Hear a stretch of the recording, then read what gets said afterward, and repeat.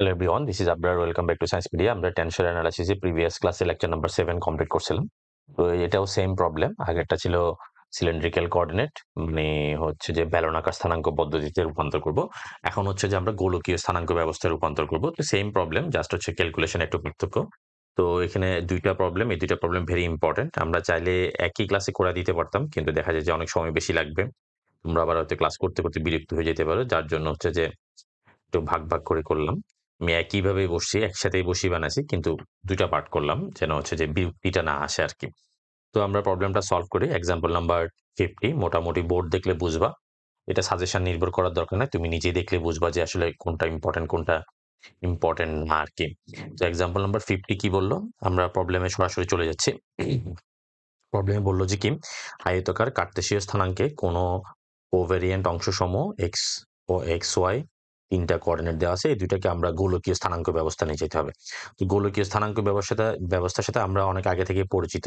তারপরে আমি একটু ছোট করে প্রুফটা সামান্য করে যতটুকু দেখা দিতে পারি ছোট করে দেখাই দিই। তো জাস্ট এগুলো নাহলে মেমোরাইজ করলে হচ্ছে যে এগুলো কখনো মনে থাকে না। তো X axis, X Y Z, এখানে আমরা একটা সার্কেল, একটা স্পেয়ার ড্র করি। একটু সামান্য টাইম লাগতেছে।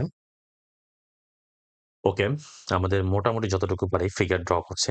তো এখন হচ্ছে যে এখানে কোনো একটা পয়েন্ট, সাপোজ এখানে একটা পয়েন্ট আছে গোলক স্পেয়ারের উপরে, স্পেয়ারের সারফেসটা গোল, এই পয়েন্টের উপরে সারফেস গোলের উপরে প্রতিটা পয়েন্টকে যেভাবে কোঅর্ডিনেট আমরা এমনি এক্স ওয়াই জেড দিয়ে সবগুলা পয়েন্টকে ডিনোট করতে পারি।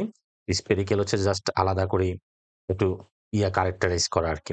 তো এটার মনে করো স্পেরিক্যাল কোঅর্ডিনেট হচ্ছে রো, রো বা আর দিতে পারো, আর থিটা ফাই, ঠিক আছে? তো এখানের মধ্যে তাহলে রো থিটাটা কি, রো রো থিটাটা হচ্ছে যে রোটা হচ্ছে যে মূল বিন্দু থেকে সরাসরি যে ডিস্টেন্সটা সেটা হচ্ছে রো। থিটাটা হচ্ছে যে এই জেড অ্যাক্সিসের সাথে যে অ্যাঙ্গেল সেটা হচ্ছে থিটা, এটা সহকারী কোণও বলা হয়। আর তাহলে এই জায়গাটা কি হবে, এটা এখানে যদি একটা পারপেন্ডিকুলার ড্র করো, এটা যদি 90 ডিগ্রি হয়, তাহলে তোমার এটা হবে যে এই এটা জেড অ্যাক্সিসের এটা মান হচ্ছে যে ভূমি বাই অতিভুজ ধরলে, তাহলে এটা যদি 90 ডিগ্রি ট্রায়াঙ্গেল, টোটাল এই ট্রায়াঙ্গেলটা যদি তুমি দেখো, তাহলে এটা হচ্ছে যে ভূমি, অতিভুজ, লম্ব। তাহলে ভূমি সমান কি হবে, ভূমি সমান আমরা এমনি আগে থেকে জানি, ভূমি সমান হচ্ছে রো কস থিটা ধরছে না ফাই ধরছে, আচ্ছা থিটা, হ্যাঁ, রো কস থিটা, আর এটা সমান হচ্ছে যে রো সাইন থিটা। এরপরে এটা যদি তুমি একটা প্রজেকশন ড্র করো নিচে একদম এক্স ওয়াই প্লেনের মধ্যে নিয়ে আসো, মনে করো সাপোজ এখানে এটা হচ্ছে যে আমার এক্স ওয়াই প্লেন, এই জায়গাটা হচ্ছে X Y plane. X Y প্লেনের এই যে প্রজেকশনটা, হ্যাঁ, এতটুকু মনে করি এখানে আসলো এক্স ওয়াই প্লেনের, তাহলে এটা যদি এই জায়গাটা যদি রো সাইন থিটা হয়, এটা হচ্ছে যে রো সাইন থিটা।